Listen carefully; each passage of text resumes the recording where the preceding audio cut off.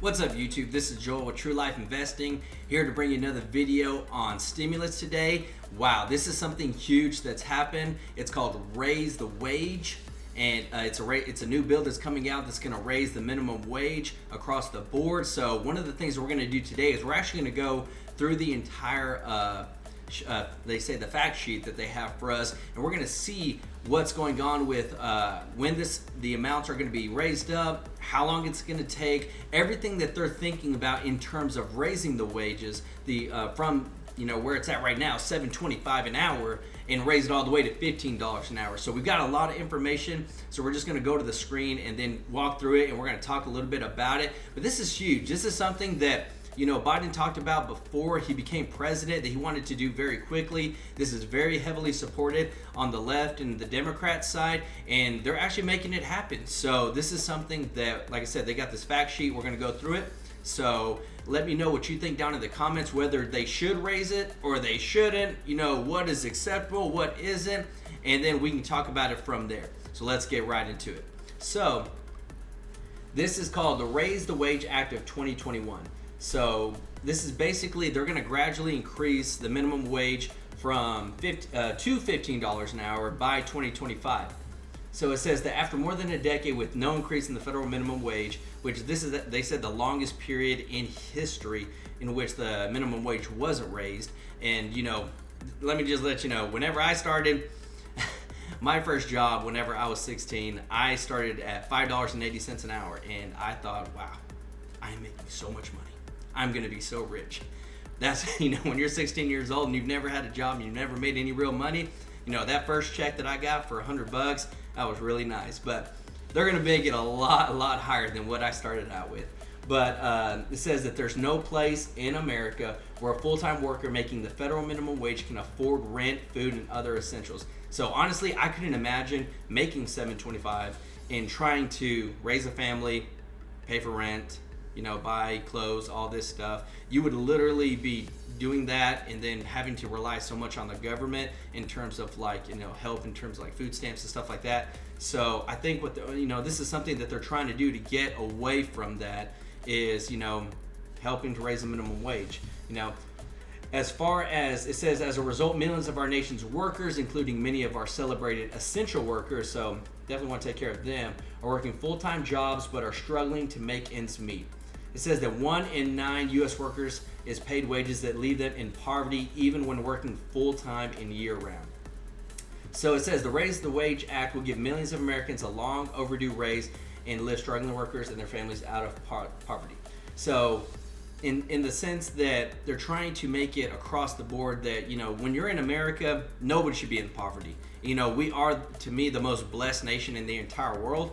And so when it comes to what the government is trying to do to, get everybody, I wouldn't say on equal level, because that's probably never going to happen. You're always going to have people that are, the super wealthy or the high middle class, but at least get people out of poverty in what they're considering poverty level. So this is something that they believe that's going to happen. And when you do the math, you go from, if you're doing $7.25 an hour times 40 hours a week, working for a full year, it comes out to around like $16,000. You go to $15 an hour, then it kind of essentially gets you to double. So this is huge.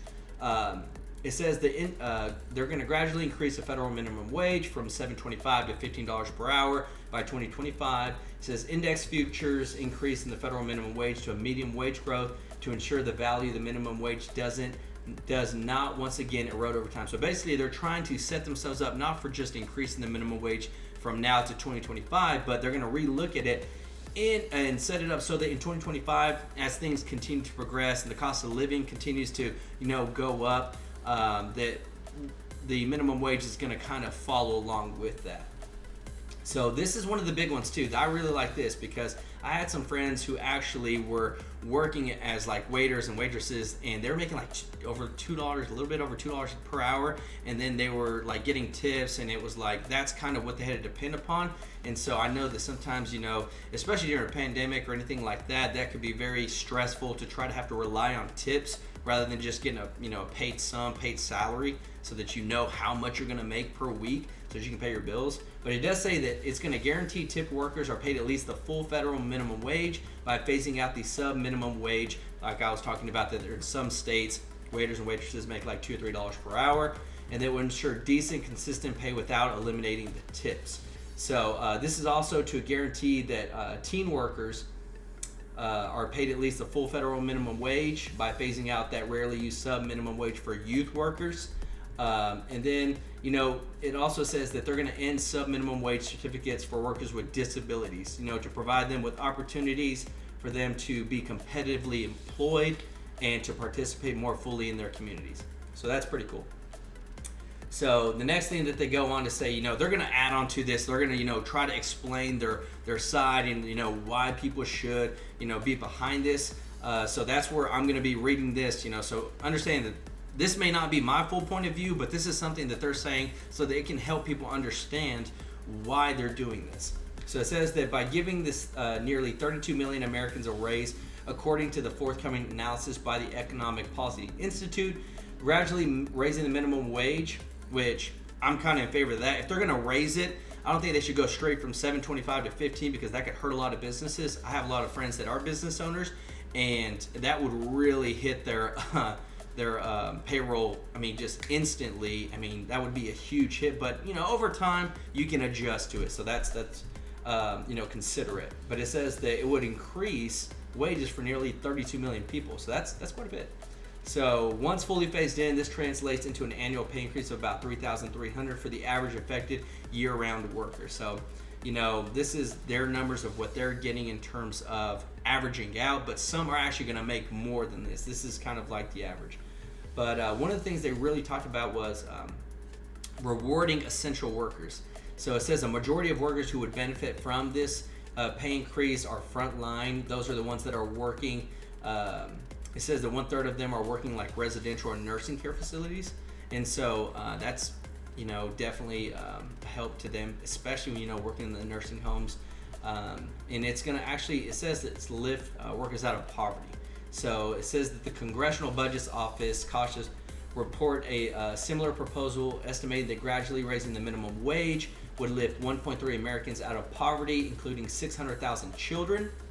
And the Raise the Wage Act would increase pay for roughly 6 to 10 working families whose total family income is below the poverty line. So that's huge. A lot of families are going to be affected by this. I don't know if you know, but you can actually look it up. It's pretty simple. Just Google it.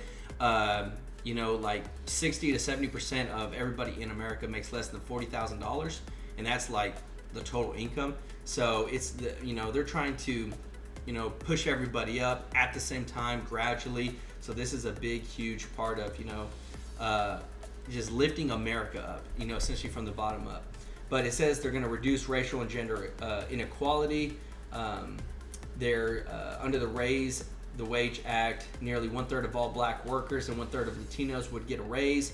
In addition, women comprise nearly 60% of workers who would see their pay increase under this bill. So that's pretty sweet. And this is something that they're like, the biggest thing, I guess, in terms of what they're thinking, and this is a big part, is to accelerate the economic recovery. Because you got to imagine, even in the business that I worked for, that whenever COVID really hit, we took a 25% hit instantly. It was insane. I'd never seen anything like it, because I watch all the analytics for our company that I work for, because we're an online company, and to see our traffic and everything drop literally like 25% overnight was insane. This is just like, wow, because of course people were quarantining, people were scared, people were fearful. They're like, I'm not gonna spend money, I'm gonna save my money. So they're trying to get the economy back to where it was, because it was actually doing the best it ever was doing before the pandemic hit. So this is just something they're trying to expedite. But they do have this chart down here that talks about how it's going to increase over time. So right now the current minimum wage is $7.25. If you work on tipped wage, it's $2.13. Wow, that's low. And then so by 2021, so that's what they want to raise it to this year, is $9.50. For tipped wages, $4.95. By 2022, $11, and then $6.95 for tipped wages. 2023, $12.50. $8.95, and then 2024, $14, and then $10.95 for the tipped wage, and finally at $15 in 2025, and then $12.95 for tipped wage. So, I mean, this is the thing. I could imagine whenever I was 16 making $15 an hour, that would have been insane. But, you know, that was, I'm not going to say, it was a while ago. I'm just saying that. But they do have a plan. It's something that is going to take some time to get to, so it's going to help out with businesses adjusting. So let me know what you think down in the comments. This is something that, you know, they brought out. This is something that they have the House, they have the Senate, they have the presidency to get something like this passed. So let me know what you think. In terms of if it's going to happen or not, is it smart for them to, should they take longer instead of 5 years? Should they do it in 10 years? Because it's something that, I'm not a business owner, but like I said, I do have friends with business. I'm friends with business owners who literally deal with payroll and deal with paying people that are under $15 an hour. And, this is something that could definitely impact the business. You don't want to kill the businesses by making, the workers so expensive to have, because then you might have to lay off workers, and then maybe you have to raise prices. So there's a lot that goes into this. It's very controversial. So let me know what you think down in the comments. So that's the Raise the Wage Act of 2021 that they're trying to get passed. Thank you for watching the videos. Like I said, let me know what you think down in the comments. Really appreciate all the support, and we're going to keep up to date on this because this is huge. This is something like they said, it's been about more than a decade since something like this has happened, and now it's happening. They've got the power to do it, so we're going to see what happens, and I'm going to keep you up to date on this channel with the Raise the Wage Act, and then we'll see what goes on from there. But this is Joel with True Life Investing. You have a great day. We'll see you next time.